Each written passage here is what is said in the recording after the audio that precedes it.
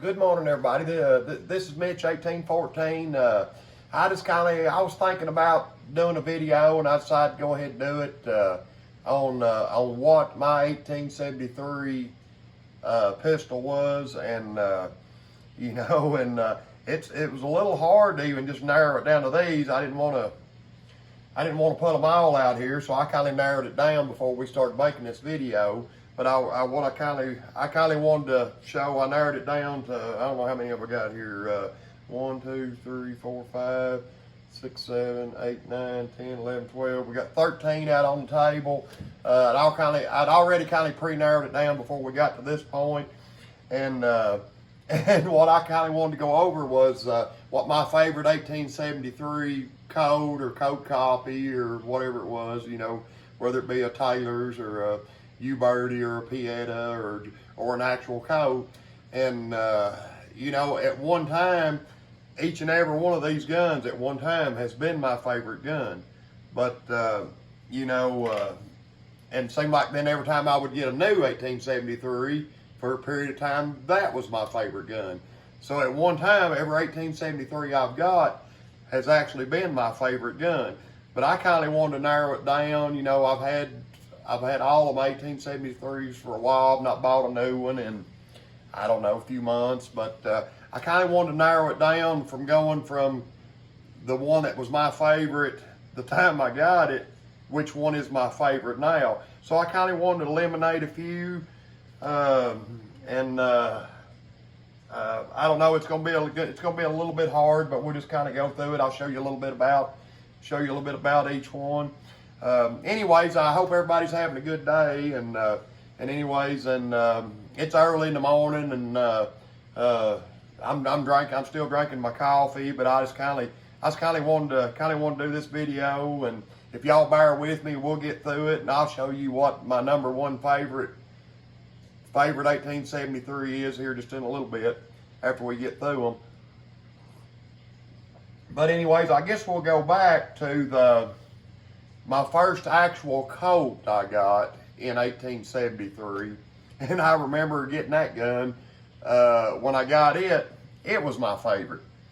And this is it. I've showed this in previous videos. I've shot it, but this is a 125th anniversary, made in 1960, second generation 1873 Colt. It's chambered in 45 long Colt. It's got stag handles on it. All around beautiful gun, just a beautiful gun. And I've already pre-checked all of these guns. They are unloaded, every one of them is. And but anyway, so we don't have to go through each and every one, which I may still show that when we pick it up that it's unloaded. But I always practice safety, y'all. And but anyways, whenever I got this gun, it was my first true Colt. It was my favorite gun, and then it kind of led me into, which I've always had Ubertis and Colt clones. It kind of led me into, kind of got that little bit of an addiction where, I got a second generation, and I wanted another Colt, and not only did I want a first, second, third generation, I thought I had to have 2 second generations, 2 first generations, and 2 third generations. And, and I would love to have more than what I've got, but these guns are a little pricey. This gun, this gun's probably somewhere in the $2,500 range. And stag handles, if you put stag handles on one, for a true set of stag handles, you're going to end up spending another $250, $300 doing that. And but I do have the boxes for all my Colts. I do have all the original wood boxes that some of them come in, and do have all the boxes, and that also adds to the worth of the gun if you've got it for resale. A lot of people are big on wanting the boxes with them. And but anyways, like I said, when I got this second generation Colt, which was my first Colt, I loved it, and it was my favorite gun. But, and then I got another Colt. So, that made that Colt my favorite gun, or that 1873 my favorite gun. So what I'm going to do, we're going to turn this one. It no longer meant that this was my favorite, even though I really like this gun. It made it not my favorite, even though. But anyway, like I said, I'm just going to kindly. I'm going to turn this one opposite so that we don't get mixed up here. But anyways, and then the second Colt I got was actually a third generation gun. And this is a third generation Colt. I think this was made in 1982. It's the Buffalo Bill edition. Really beautiful gun. It's got gold inlay on it. It's got the 4 3/4 inch barrel. It's also chambered in 45 long Colt. But anyways, after I got this gun, this was my favorite. This was my favorite gun, my favorite Colt. But anyways, and it was cause it was new to me, I guess. And I've had to fool with all these guns to narrow it down which one is my favorite. But you know, like I said, every time I'd get a new one for a few days there, that was my favorite one. But anyways, this is all around nice gun, and I don't think I've not shot this gun. But anyways, in a video later, you know, we'll actually get this gun out and shoot it and see what it does. I love the 4 3/4 inch barrel. It's one of my favorites. But you know, I appreciate them all, and that I just like these. For me, you know, I can draw them a little quicker. The 4 3/4 inch barrel is a little easier to draw, but anyways, I'm gonna lay this one down. I'm gonna show you the third Colt that I got in my collection, which moves us to this 1964. It's a St. Louis Bicentennial. Unlike my other Colts, this one has a solid cylinder. It don't have the flutes on it on the cylinder here, but this one is made in 1964. If I've read up on it right, and this actual gun, this actual one here, I think they made there was like a 200 run on them. I'm not sure.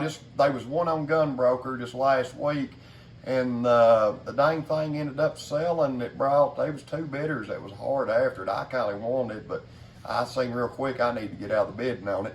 But that gun ended up, one identical to this with a higher serial number, ended up bringing $5,525, and I thought that was pretty amazing for one of these. But you know, it just, you know, that kind of sets the market. 2 people auctioning on them kind of sets the market on what they bring. But anyways, y'all, this one is a really beautiful gun. It's got a lot of gold on it. The screws are all plated in gold. It's made in 1964.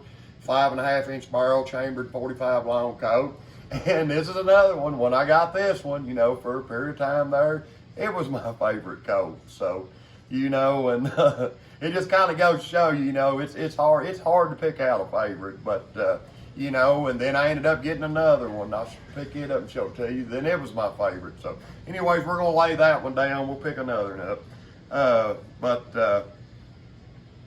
Then I got to thinking, well, I've got a second generation. I've got 2 second generations.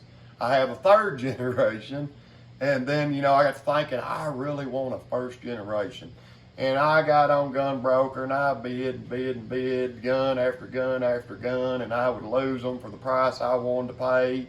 And I found one on there, which is this gun. This is my first generation Colt. It was made in 1920.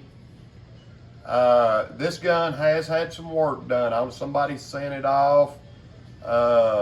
It's in this gun, 1920, which is, you know, could have been. I've read up a lot of stuff on it. And Colt actually chambered, you know, a lot of their guns. There's over 30 something different chamberings in them, anywhere from, you know, just all across the board, different chamberings in them. And you know, the 1911 and 45 ACP was actually come out. I think John Brown come out with it in late 1910, And, you know, when it was put in production in 1911, and that gun's, you know, different copies, versions of them still made to this day.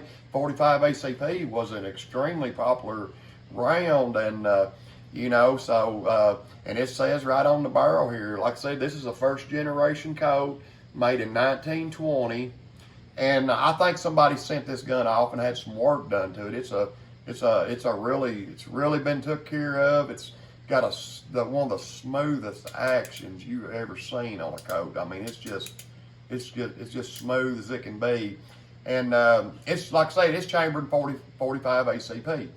And it says it's got it printed right on the barrel, you know, Colt, Hartford, Connecticut, or wherever it was in Connecticut. And it's got a nice fitted set of stag handles on it. All the serial numbers match on it. Like I say, it was made in 1920. And I'd bid on this gun on Gunbroker, and the only form of payment that the seller accepted was a money order. And I was a little leery on that. You know, I paid good money for this gun. And the gentleman, he was in Texas, and I told my wife, I said, you know, I think nobody's bidding on that gun because the only form of payment is a money order. You know, not a lot of people wants to send a money order through Gunbroker to somebody they don't know. And, you know, in Texas, what do you do if somebody cashes your money order and they don't ever send you nothing? But anyways, I went ahead and bid on it, and I just give it the benefit of the doubt. I bid on this gun, and actually, when I got the winning bid on it, Gunbroker did show me the gentleman that had it posted on there, his phone number, and I called him. I called, and he answered. And 10 seconds into talking to him on the phone, I knew he was legitimate. I knew he was a good guy. And he'd had this gun. It was kind of handed down to him through his mother, and he was just kind of, you know, I don't know if he didn't have much interest in it, or he was just clearing out. He had too many or whatever. But I sent him the money order on this gun, and he overnighted this gun to me. Paid like $95 to send this from Texas to Kentucky overnighted, just to get this gun to me. And he was just an upstanding great guy to deal with. And so, you know, and I got this gun, and I looked at it, and I was just, I mean, she is beautiful. You can see it there. I mean, this gun is, to be 103 years old, you know, like I said, I don't care if it has been redone. You know, I don't know enough about them to tell if it's been redone. But I do know that she is perfect. She shoots good. It's just an all-around. So that made this my favorite gun. And I'm going to lay this a little different, y'all, because this one, I don't know yet, but, you know, this may be my favorite gun, which my favorite barrel length in these guns are the 4 3/4. This one has the 5 1/2, but I don't know that I'm going to let that discourage me much. If I had to get rid of every 1873 that I've got, you know, this one is definitely a contender to be my keeper. But so I'm going to kind of lay it. I'm going to kind of lay it this way, because that's definitely a contender. I'm going to slide these down just a little bit. We've done went through these. Okay. Then, anyways, after I got this first generation, my wife for Christmas, actually this year, I've been wanting a John Wayne lever action big loop rifle forever, and they just bring, if y'all know what I'm talking about, they bring crazy money. And but anyways, she bought me one for Christmas. Did a little bit of tricking on when I opened it or whatever. She'd actually they'd actually wrap me up a Glock and give me that for Christmas. And, you know, knowing I wasn't a Glock guy, and I'm a Western gun guy, and what I collect, and I was a little bit bum-fuzzled about it. And then it kindly worked out great, because it got me to like Glocks. Like I say, my son's all into Glocks, and I've watched reviews on them and this and that, and I know they're a great gun. And like I've always said, I've got AR sitting by my door as my to-go-to gun. If if the zombies come or the end of the world comes, you know, you're not going to run and pick one of these guns as your to-go-to gun if you've got to go out there and defend your home, or which you can, but you know, you want a little bit higher capacity, and you know, a little bit, you know, not that these are not reliable, they're definitely reliable, but you want something, like I said, a little more, just a little more high capacity in this, whatever. So I've always said, you know, my AR-15 is my to-go-to gun, and my son, like I said, he's a firm believer in the Glocks. He owns one of every one of them probably, and maybe a couple of them, I don't know. But anyways, they wrapped me up this Glock. Well, it was my present from him, and they was fooling me, made a big joke out of it, whatever, on my John Wayne rifle, to get back on that story. So anyways, got me into Glocks, and now I pack a Glock as my everyday self-carry, and you know, and that's my to-go-to gun. It may are for my own defense, plus a 12-gauge shotgun, double-aught buck. But anyways, to get back off of that, whatever, she bought me my John Wayne big loop rifle, and so that got me looking at John Wayne stuff, and then I figured out they made like 3,100 of these back in the 80s, along the same time the rifle was made. So then it got me to really wanting this gun. This is is made in the early 80s, I think 1981. They made 3,100 of them. They're limited production. It's a Colt. It's got a lot of gold inlay on it. It's got some, I don't know if you can see that or not. It's got a little bit of engraving on it. It's got John Wayne's signature gold inlaid in the back. And it's a 4 3/4 inch barrel, 45 long coat. And it's got real ivory grips, and it got me to really wanting that gun. So I got on there, and there was 2 of them on there. Got to bidding on them on Gunbroker. Well, the first one, I think I bid, I don't remember what I bid, $3,000 or something anyways. Ended up losing it. It sold for 32. And so the other one was, this one was, it was dragging on, and I bid. So I said, well, it's probably going to bring about the same money. So I think I bid 32 on it and got outbid. And over to the side, it had to buy it now. And I first thought, I said, ever who's got it on there, there's got somebody bidding against me, and that happens. But, you know, it all depends, if you want it, it all depends on if you want it. So anyways, then I bid 33, got outbid. And I said, dang it, I'm going to lose this gun. I don't know when another one's going to come up, because I'd actually talked to a guy. I know a guy that's got one of these, and he wouldn't sell me his for what they was bringing on Gunbroker. He wouldn't even sell it to me. Wouldn't even talk to me about it. But so it had to buy it now over 35. So I just reached up there and, you know, probably didn't really need to buy it at the time, but I went ahead and did. I clicked the buy it now button. I just bought the thing, go with my rifle, and when I got it, it was my favorite coat. So, so anyways, that just goes to tell you, you know, if you're like me, every one you get your new favorite. You know, like I said, they've all been my favorites at one time. But anyways, it's a great gun. I have shot it. I shot it for the first time on a video on here. Y'all may want to go back on there and look at that. First time this gun ever been shot. You know, it's over 40 years old. It had never been shot. To my understanding, I've got the, you know, and I've got the wood box with this. The cylinder has never been turned on it, but you know, like I said, it's something I'll never sell. I'll never get rid of it. I'll leave it to kids. They can do what they want to do with it. And so I figured, you know, if I'm going to have it, I'm going to enjoy it a little bit. I'm not going to make a safe queen out of it. I keep it hanging on the wall where I can see it. You know, the box, I've got it in a closet. I've got it maybe over in the closet or something. But anyways, I love this gun. It was my favorite gun when I got it. And, you know, kind of the same with all these at different times. When I got them, that was my favorite gun. That was my new favorite gun. And like I say, I've got several.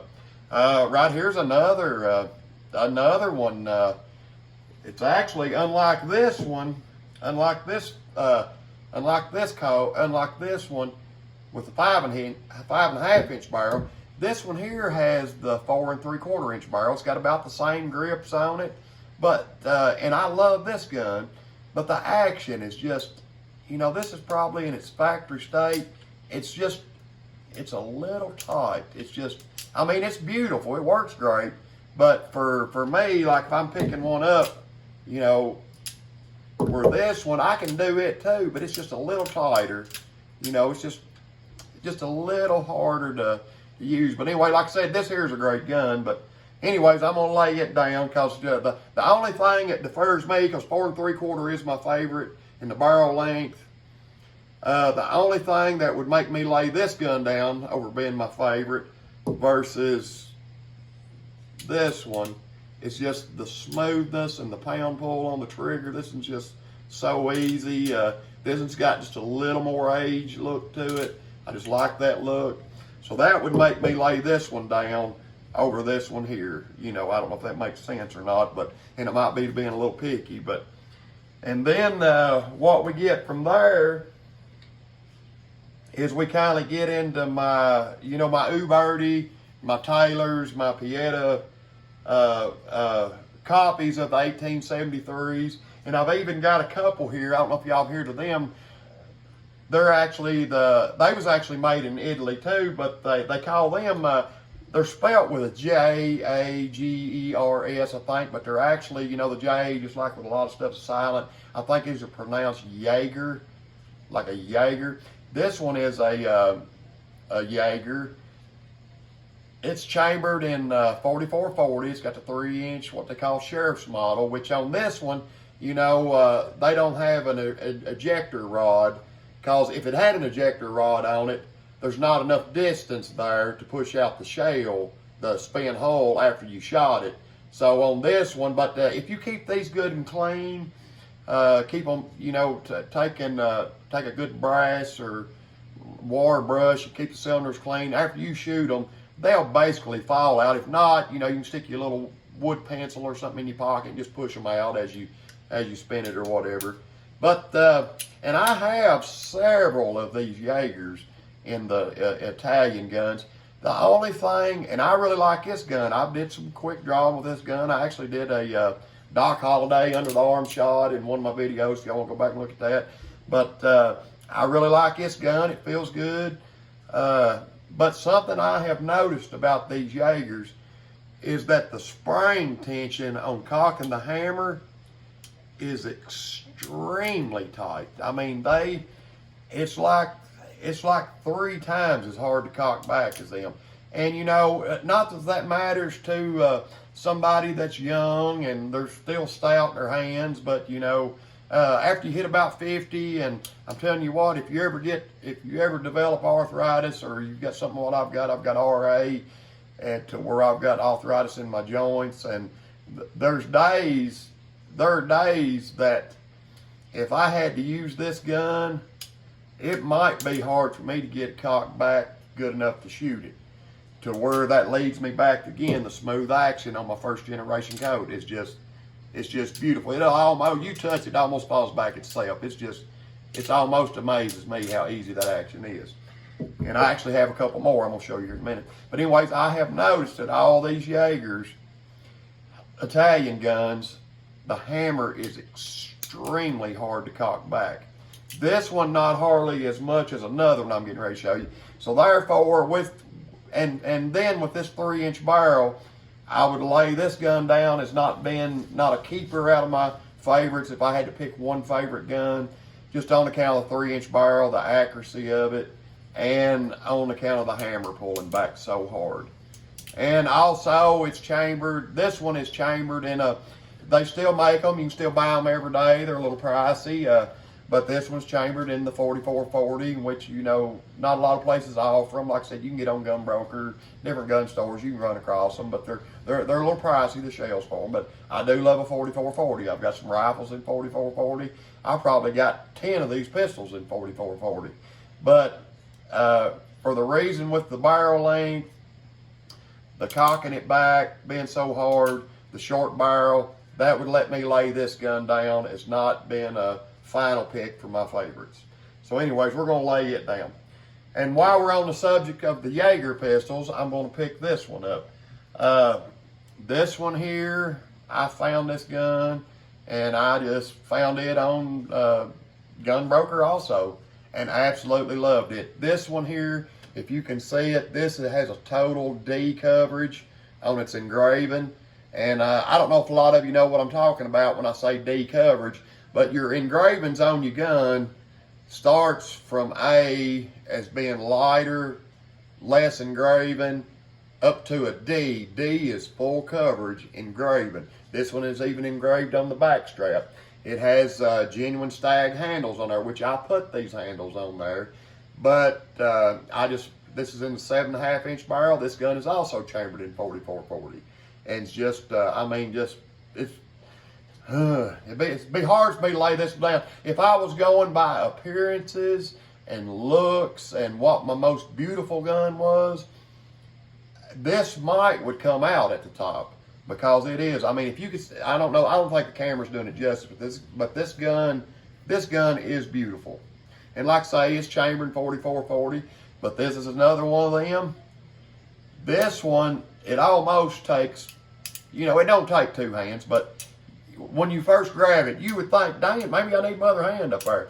But anyways, work's beautiful, but just, for the simple fact, it's so hard to cock back. It's got the 7.5 inch barrel, which is a little quicker getting out of your holster or whatever. That's what'll make me lay that gun down. But if it was just on pure picking out my most beautiful gun, my beautiful 1873, this one would be a high contender. Might even be number one. But anyways, we're gonna lay it down here, and then we're gonna pick up. Well, let's pick up this one, which I've got a pair of these, and I've done videos with these. Y'all see them. These are my pair of Ruger Vaqueros, chambered in 357. They both have the 5.5 inch barrel. They got genuine stag handles. I ordered a matching, well, as matched as close as you can get when you're ordering a match set of stag handles. Stag is what, however it grows on something, but anyways, these guns right here are just all around great guns. They're in, like I said, they're in 357, 5.5 inch barrel, and just so we're halfway through, I'm gonna show you, that gun's unloaded too. Y'all always check your guns. If you hand somebody a gun, even if somebody hands you a gun, even if they tell you it's empty, everybody can make a mistake. So open that gun up and check it out. Just look at it, make sure it is. But anyways, and like I say, I really like these guns. They're kind of modeled after the 1873. The only thing different about these guns that's different than all the rest of my guns, these may be, well, I've got a few Ruger Vaqueros, but anyways, the only thing different on the 1873 versions of the Ruger Vaqueros versus your Colts, your U-Birdies, Taylors, Piettas is a Ruger Vaquero and a lot of your other guns, I think your Beretta, Stampedes, different ones has got, they don't have the foreign pin on the hammer.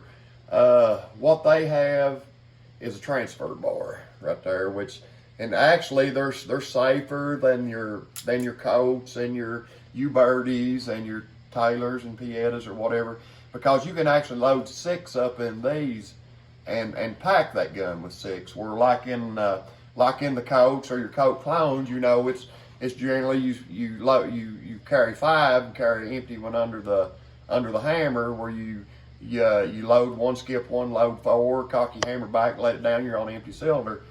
Which these are safer if you want to pack all 6 in it.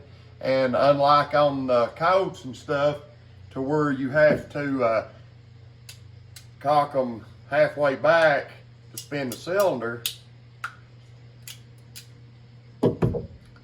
on the Ruger Vaqueros, as you open the loading gate, the cylinder spin. You don't have to cock the hammer back. They're a little quicker like that, But anyway, like I said, these right here, all around beautiful guns. Like I say, they're a match pair. I play with these a lot. I really do like them. But just because I'm an old Western guy and I like things a little closer to authentic, and the 1873 Colts are my favorite. These guns are beautiful. They work good. But to get down to my favorites, I'm still leaning toward my first generation Colt. Like I said, it's just, so far it's still my favorite. So I'm gonna lay these 2 down, because they're, I don't think I'd pick them out of my favorite. All right, Then here we've got another one. This one here is this is a U-Birdie made in Italy. Now this, y'all, this is actually first of all, this is 5.5 inch barrel, chambered 45 long coat. This is an actual exact copy of the first generation black powder frame Colt, 1873 Colt, and that was probably, and it's also, unlike this one, where this one was made in 1920. I don't know, you see the little button here that you push to pull your rod out for the cylinder. If you'll notice on this one does not have that. Does not have it. It has the screw right here, which is, I think, y'all correct me on my math, that's a little bit debated. Some people says 1892, some people says 1896, but it was around about there in. Let's just say it's 1896, so like I say, we're pretty close. But from 1896 back to 1873, if you've got a first generation Colt, it's going to have that screw in it, to where you have to take that out and pull your pin to get your cylinder out. So then after 1896, you know, it just makes it a little quicker. I love this right here too, and it don't, you know, how often do you got to take your cylinder out? And all it takes is a little screwdriver, take it out, you know. And also on your early ones, they had, I don't know if you noticed that, your ejector, see how that's round? It's just perfect circle. Okay, on up in later years, they went to like that little half moon thing. And that's another way to tell some of your authentic first generations. But like I said, these clones, they do a really good job. I mean, you can't really, if you just don't know it, you can't tell the difference, other than, you know, they ain't got the little horse on the side. And they was a few years of Colts, I think they didn't have the horse on them, you know. So, but anyway, you can kind of tell if you know, especially by your serial numbers if you're buying one of these. But anyways, this, like I said, y'all, this is an exact replica of a first generation pre-1896 Colt. And it's an all-around beautiful gun. But just like some of the Jaegers, you know, the Italian guns I was talking about, this gun here also, that hammer is just a little too, you know, like I said, you can pull it back, and this is the way it's supposed to be for when they built this gun, but it's just, for me, it's just too hard to pull back, you know. But anyways, like I say, I love this gun, you know. It's a beautiful gun, case hardened frame, just, and it'll shoot anything you want to shoot in it. You can shoot cowboy loads, you know, you can shoot some high power loads in this. Does great. But anyways, I just kind of wanted to go over that, but that's not going to be my favorite gun. Then we come down to, I've got a Taylor's.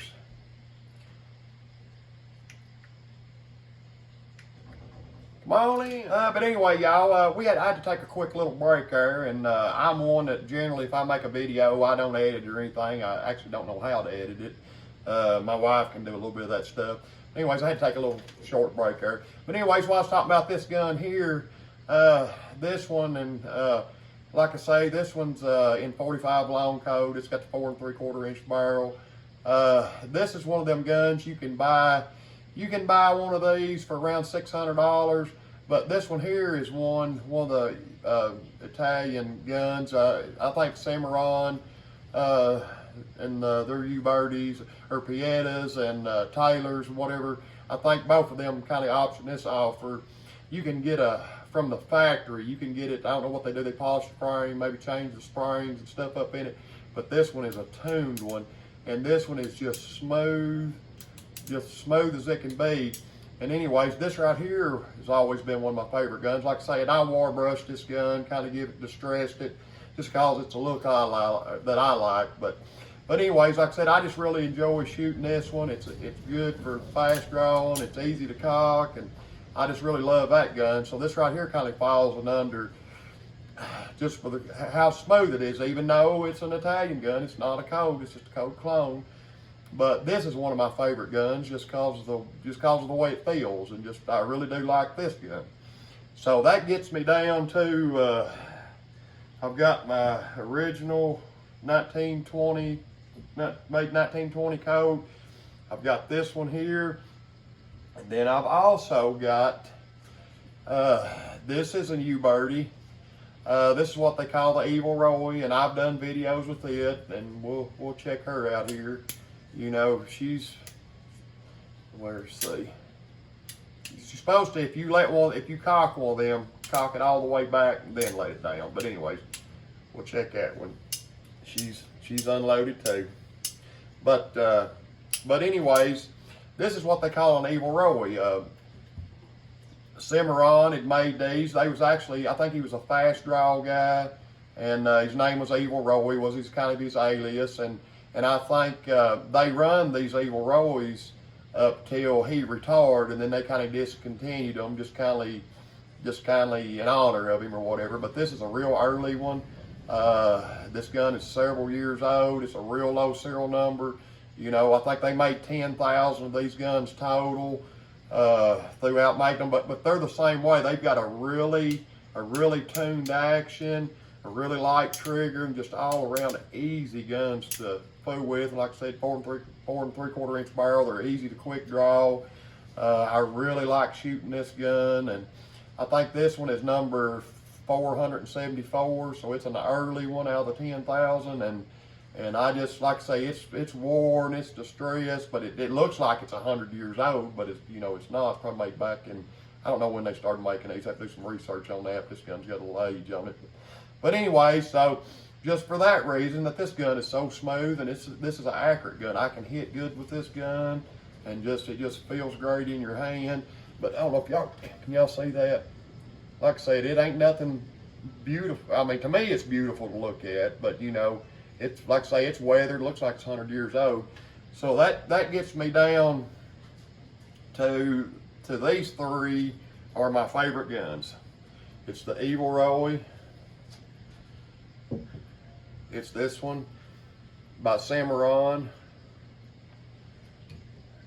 And it's my originals that made 1920 first generation Colt. And I guess out of the three, even though I really like these, and I like the 4 3/4 inch barrel, I'm gonna have to pick my old Colt. I love this gun. I love the history of it just being, like I say, it being 103 years old now, and it's as smooth as these guns right here. Like I say, I think somebody's done some work on it, and it's been just been extremely well taken care of. It's just, to me, it's the most perfect 1873 Colt, and it is a Colt, so that makes it even a little better. Like I said, even though a lot of these Italian guns are built, I'm not gonna say their quality's right up there with them. Even though you know the bluing on your Colts, Colt did a fine job on their bluing. You know, they just, you can look at one side by side, and the Colts, they are a little prettier. But anyways, I just kind of wanted to go over that, and like I say in all my videos, I hope out there everybody's doing good out there, and you know, try to remember everybody's got something. Just try to be kind, courteous to everybody, and y'all like and subscribe and tune in, and I've just got my camera on a stand. I know these videos turn out a little better if I've got somebody actually running the camera and they can do close-ups and stuff. I've not learned how to do all that. Maybe, and we'll try to get better on these videos. Try to get you a little better close-ups on these guns or whatever. But anyways, like I said, y'all just bear with me. We'll try to make y'all some better videos, and like I say, y'all just have a great day, and we'll see y'all next time. Make you another video, I promise.